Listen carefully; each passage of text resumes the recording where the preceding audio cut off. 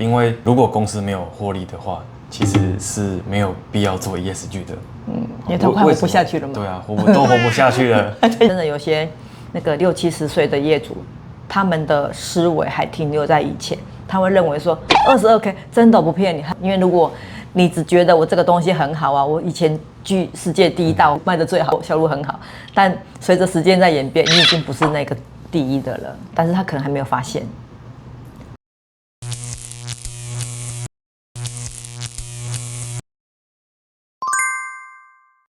大家好，欢迎来到工业诊疗室的时间。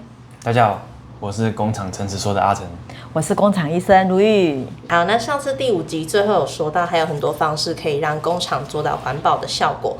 那可以继续和我们分享工厂要如何做到 ESG 的方向吗？好的，先解释一下 ESG 这3个字吧。E 指的是环境的部分啊，不过很多人都误会它是在讲能源哦。所以因为他们的第一个字开头都一样。那 S 讲的是社会责任，它当然包含是说这个企业对于它的股东，还有它的员工，还有对它旁边周围这些相关利害关系人所提供的一些那个福利，都包含在这个地方。G 的部分讲的是公司治理，就是如何把公司给经营管理好。虽然我们讲的是叫做 ESG 啦，不过工厂医生在业界我就是喜欢倒着讲。GSE 就是把公司管好，先让公司可以活下去，活得好，然后再把员工照顾好，然后一定要注意环境，这样子。当然这有对策。确实这个部分呢，因为如果公司没有获利的话，其实是没有必要做 ESG 的。因为他快活不下去了嘛。对啊，都活不下去了。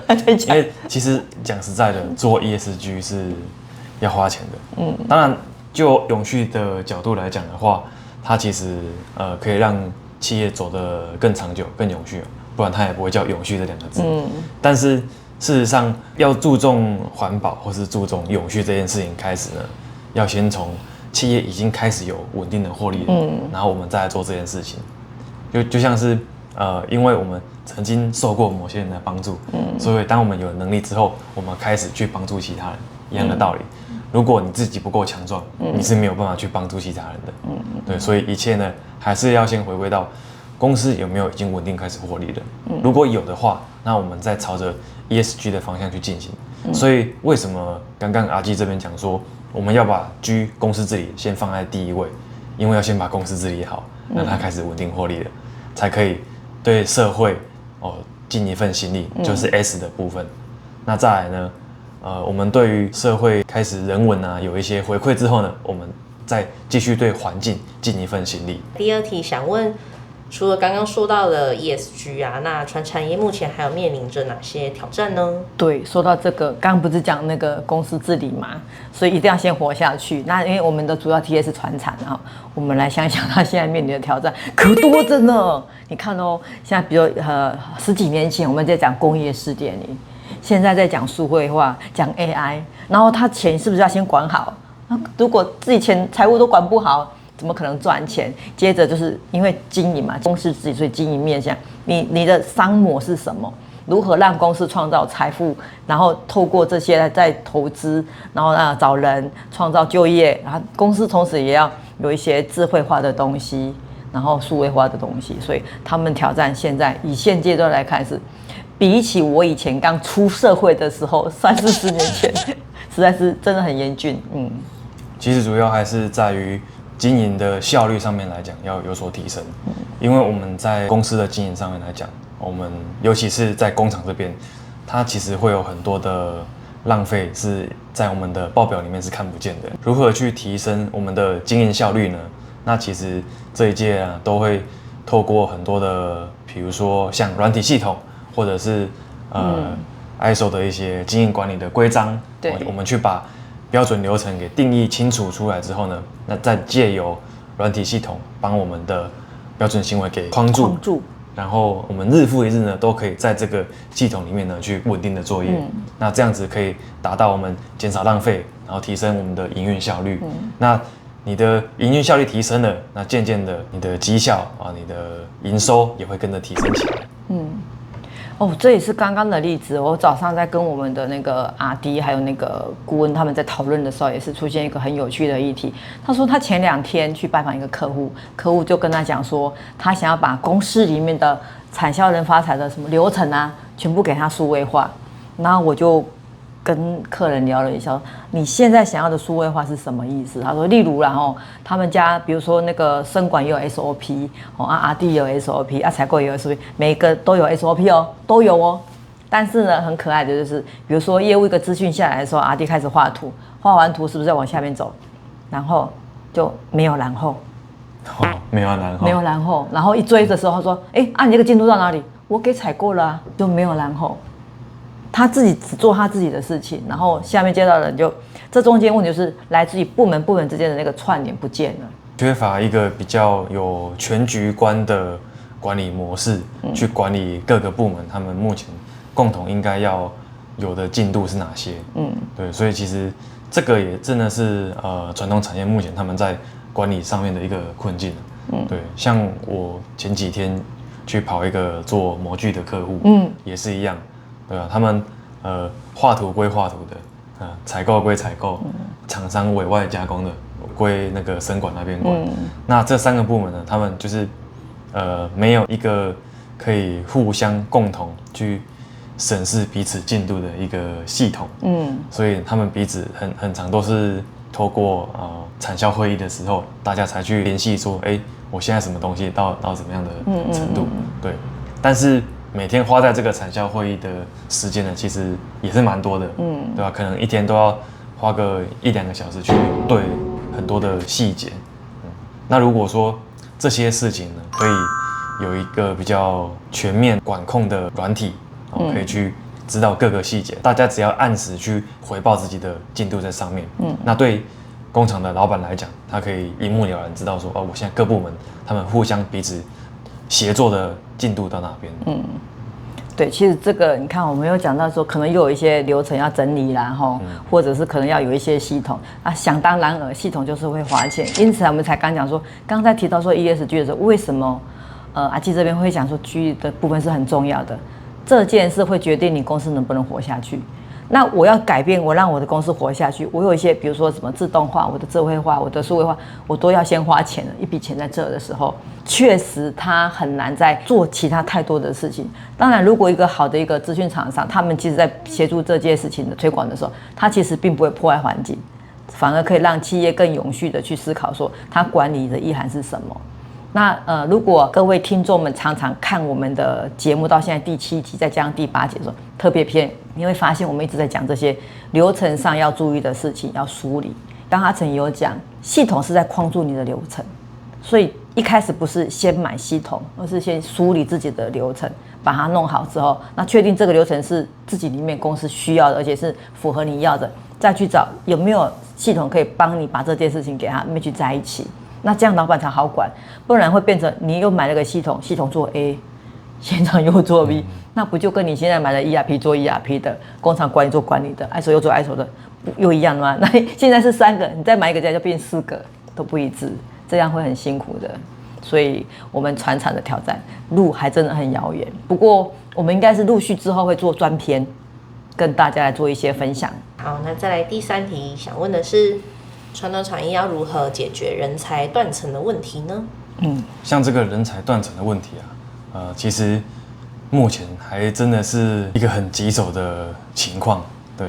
但不外乎啦，就是比如说像一些工业区附近，它可能假设有临近一些大学的，比如说像我们大理这边那就有临近修平，那太平这边呢就勤益大学也蛮近的，那这些其实可以透过很多产学合作的对产学合作的部分，在比如说这些科技大学的学生，那他们在大3、大4需要出来实习的时候，那我们这些传产工厂其实可以更积极一点去向这些学校争取一些实习的学生，当作是未来培养的人才。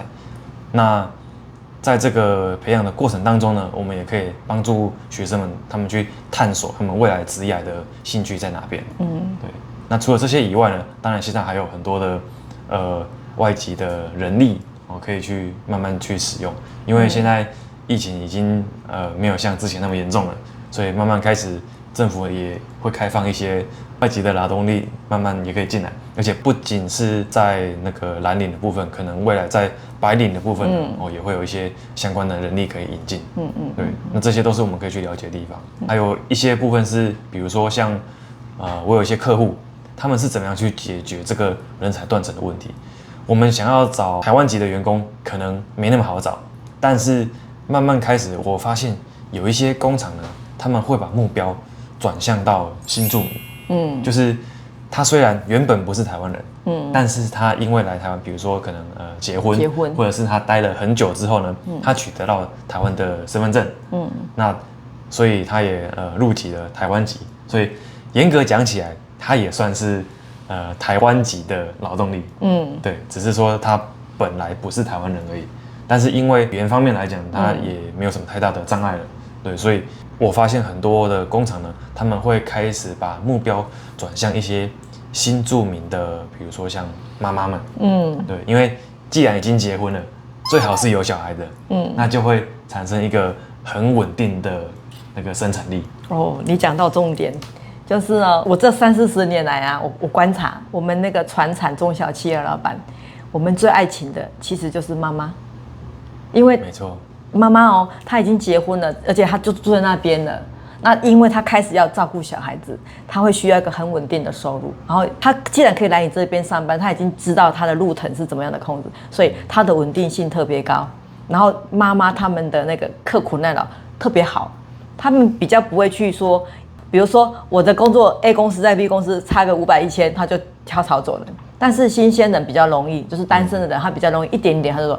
可是在这里的妈妈们，她考虑到距离，没错，工作上的方便性，她会更愿意在这边。像我这边啊，我觉得我也是还有一个其他的想法，就是啊，除了刚刚我们谈到的这个新住民啊，或者是职业妇女以外啊，还有另外一个也是我很喜欢找的那个人力，什么样的人力呢？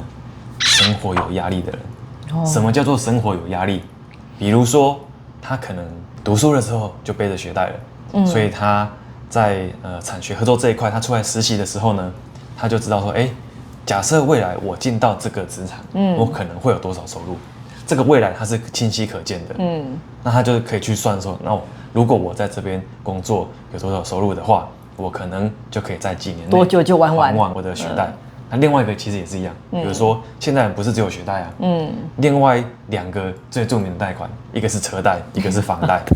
像我最喜欢找这种有这种压力的人，对，因为我们大家可以思考一下，如果我今天找的人呢，他是住家里，然后家里可能也不缺什么，他可能出来工作，也许可能是做个兴趣吧，让人家觉得说，他没有在家里蹲，多少有个收入，让爸妈在街坊邻居的这个口中呢，可以稍微就是有啦，我只有在上班啦，对，让人家可以嘴下留情，对啊。那像这种的话，我们可能就很难，就是帮他做一些整个实质上能力的提升了，因为我说实在，人只要没有压力，就比较容易松懈，对。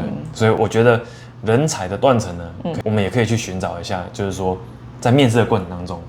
我们去寻找筛选一些生活有压力的人，对。那生活有压力的人呢，他比较会想要在这个环境之中稍微再挣扎一下。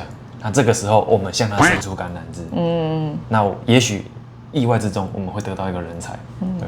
我们给他机会，将他培养成企业的中阶的主力，中阶主管。那这样子呢，对整个传统产业的人才的传承上面来讲。也许也是一个解答，也说不定。阿基这边也分享一个，你刚刚讲到这个人才的问题的时候啊，其实第一题有讲到 ESG， 我刚不是讲说企业应该先把 G 给做好吗？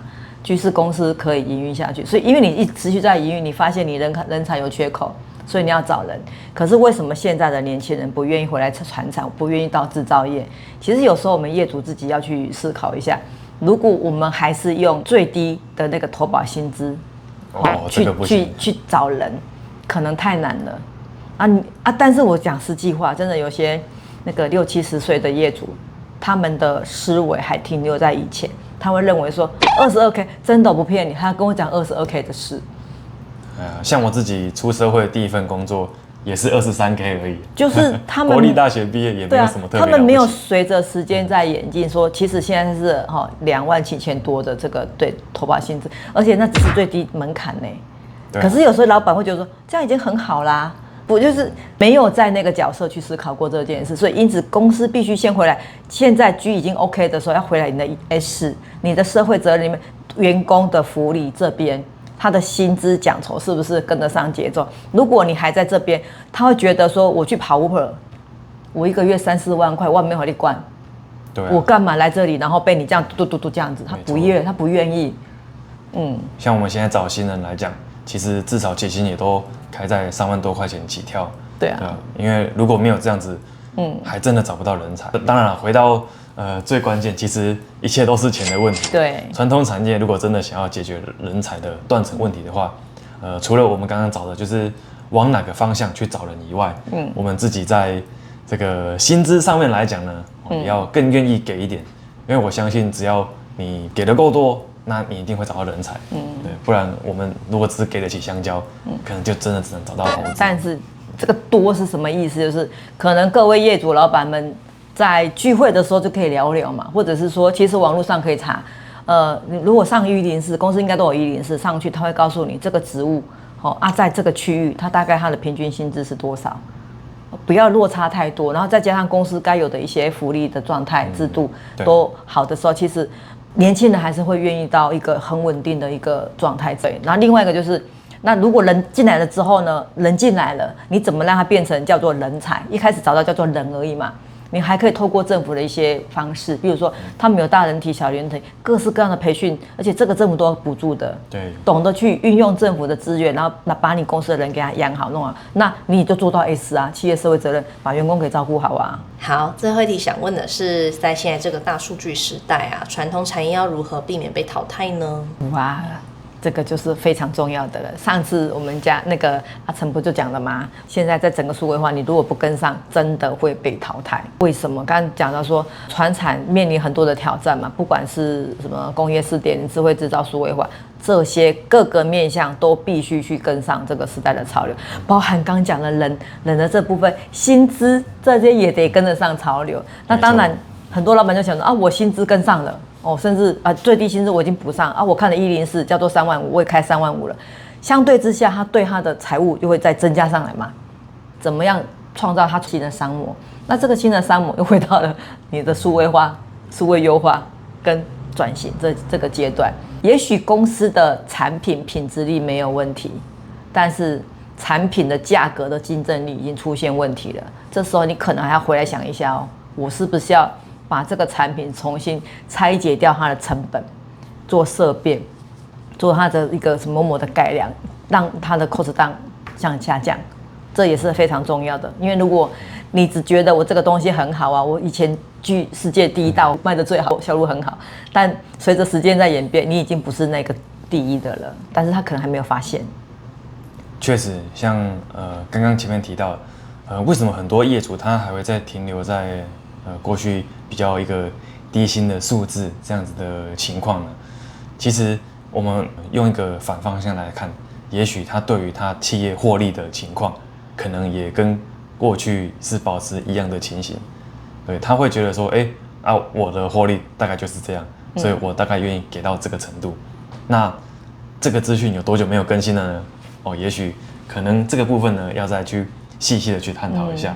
所以为什么说在这个数据的时代，其实也会蛮辛苦的，传统产业会蛮辛苦的原因是因为有很多需要被透过科学方式去验证的一些数据，我们可能都没有做。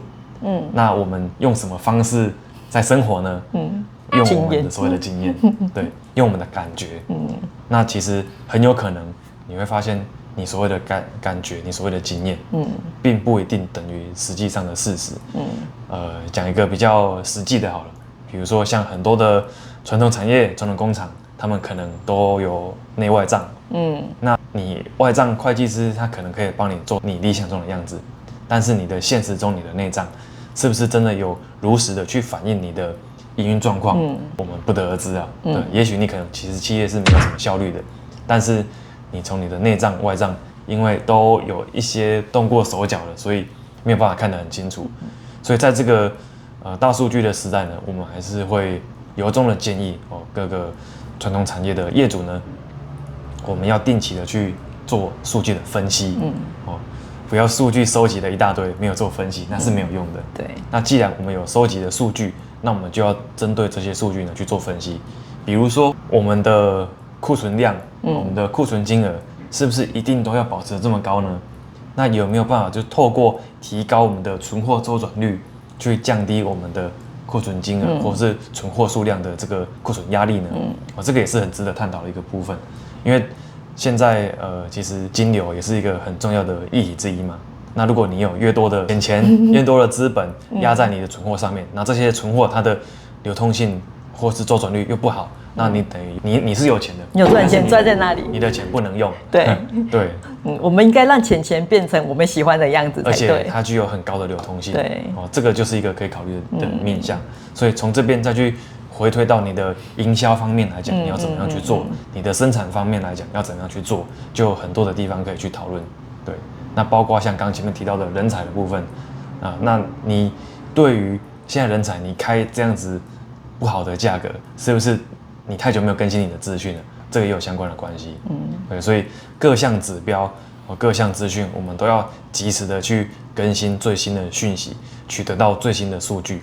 那针对日常基本收集的数据里面呢，去分析出现在怎么样做是最好的，下一个最适合现在的决策。我们不要说就是万年不变，然后以不变应万变啊，这样子是不行的。在这个充满改变的时代，我们就是随时呢都要随着时代去做调整。其实这边也是提醒一下，就是各位的业主，有可能你们现在有二代两边正在传承的这个状态，那也许连一代自己都搞不清楚，就是你的财报是怎么来的。就像刚刚阿成讲的，你有在看内账吗？还是就是你所有凭证收完之后就给会计师去报税？会计师是帮你做的是税报，它是外账。但是如果你没有自己研究完你自己内部各项会科的时候，其实是管理上风险很大。再加上如果一代自己都不知道了，你的二代更不知道。我有一次在开一个课的时候，我就那班大概有将近40个人我就问大家有看财报的举手，我只是问有看不是看得懂哈，那麻烦你们举手。40个人只有6个人举手，太少了，就是只是有看而已还不知道。他说可是我不知道你代表什么意思，只是他看什么呢？他就是看最后损益表这个月多少。他资产负债也没看资产负债表那个也没在看，只看损益表说这个月赚都是那个最后的盈余嘛好这样多少年度有多少没了。所以会科里面有很多的意涵他也不知道，所以传产该怎么做？那二代如果也不知道，你现在要叫他接手，他也不知道就是在茫茫大海中开船，你只是大家都不知道未来在哪里。那只是一直在问他说稼动率如何啊，然后人的效率如何啊？